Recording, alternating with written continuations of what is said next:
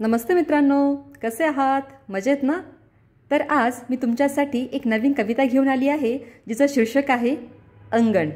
आपल्याला माहिती आहे की आपण जेव्हा उन्हाळ्याच्या सुट्टीमध्ये किंवा दिवाळीच्या सुट्ट्यांमध्ये किंवा सुट्ट्यांमध्ये आपण मामाकडे जायचं किंवा आपल्या नातेवाईकांकडे जायचं, तेव्हा आपण पाहायचो की गावामध्ये आजही भलं मोठं अंगण पाहायला मिळतं, जे शेणाने सारवलेलं असतं, ज्याच्यावरती सुंदर असं सडाचं शिंपण होतं आणि त्याच्यावरती सुबक रांगोळ्या काढल्या जातात. तर अशा प्रकारे मला अंगणावर एक कविता लिहावीशी वाटली.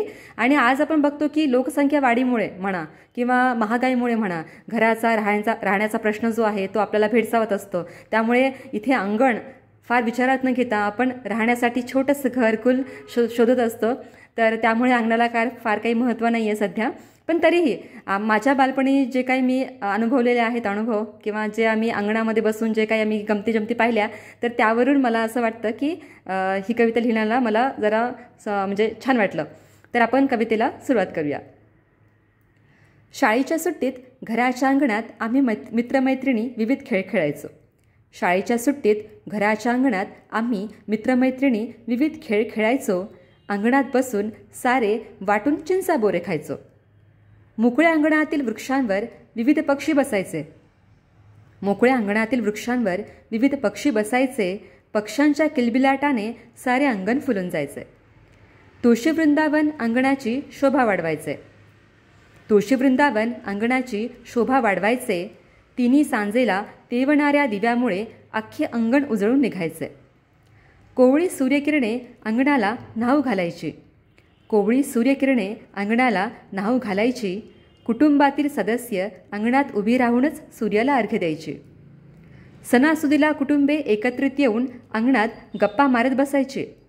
सणासुदीला कुटुंबे एकत्रित येऊन अंगणात गप्पा मारत बसायची. सगळ्या नातवंडांना एकत्रित खेळताना पाहून हर्षोल्लासित व्हायचे. काही गावांमध्ये आजही अंगण शेणाच्या सड्याने शिंपतात. काही गावांमध्ये आजही अंगण शेणाच्या सड्याने शिंपतात. सारवलेल्या अंगणाला सुबक रांगोळ्यांनी सजवतात. कामातून उसंत मिळाल्यावर शेजारपाजारच्या सख्या अंगणात एकत्रित जमायच्या. कामातून उसंत मिळाल्यावर शेजारपाजारच्या सख्या अंगणात एकत्रित जमायच्या. स्वादिष्ट पदार्थांची देवाणघेवाण करीत गप्पांची मैफिल रंगवायच्या. मोठमोठ्या इमारती बांधूनही राहण्याचा प्रश्न सुटत नाही. आता इथे आपण सध्या बघतोय की मोठमोठ्या इमारती किंवा घरे असूनही राहण्याचा प्रश्न सुटत नाही. त्याला अनुसरून ह्या ओळी आहेत. मोठमोठ्या इमारती बांधूनही राहण्याचा प्रश्न सुटत नाही. हल्ली मोठमोठ्या शहरांमध्ये मोकळे अंगण दिसत नाही. आता आपली जी सखी आहे किंवा आपल्या घरातल्या ज्या म्हणजे बायका आहेत, या आता जॉब करतात, करिअरमध्ये त्या हातभार लावतात. तर त्यांच्यासाठी ह्या ओळी आहेत की व्यस्त दिनचर्येत गृहलक्ष्मीला नाश्ता करायला वेळ नाही. मोठे अंगण असूनही ते स्वच्छ ठेवायला वेळ नाही. इथे तिची एक म्हणजे काय म्हणतो आपण अडचण दिसते की तिला वाटतं की अंगण स्वच्छ असावं, छान नीटनेटकं ठेवावं. पण ती करिअर करते, ती जॉब करते किंवा तिची दिनचर्या एवढी व्यस्त असते की तिला नाश्ता करायलाही वेळ नाही आहे. मग आपण इथे अंगण कुठून साफ ठेवणार? तर त्यासाठी ह्या ओळी होत्या. हल्ली डोळ्यासमोर पडलेला कचरा उचलण्यास कुणाला फारसा रस नाही. हल्ली डोळ्यासमोर पडलेला कचरा उचलण्यास कुणाला फारसा रस नाही. अंगण नसले तरी कुणाचे फार काही दुमत नाही.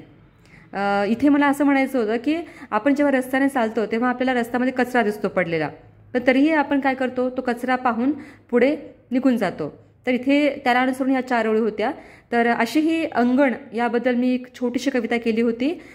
तर आपण ज्या लोकांनी स्वातीच मराठी कविता चॅनलला सबस्क्राईब केलं नसेल त्यांना विनंती आहे की तुम्ही माझ्या कवितेला लाईक करा, शेअर करा आणि जवळच असलेला बेल आयकॉनला प्रेस करायला विसरू नका. तर आपण पुन्हा भेटूया नवीन कवितेसोबत. तोवर सर्वांना धन्यवाद.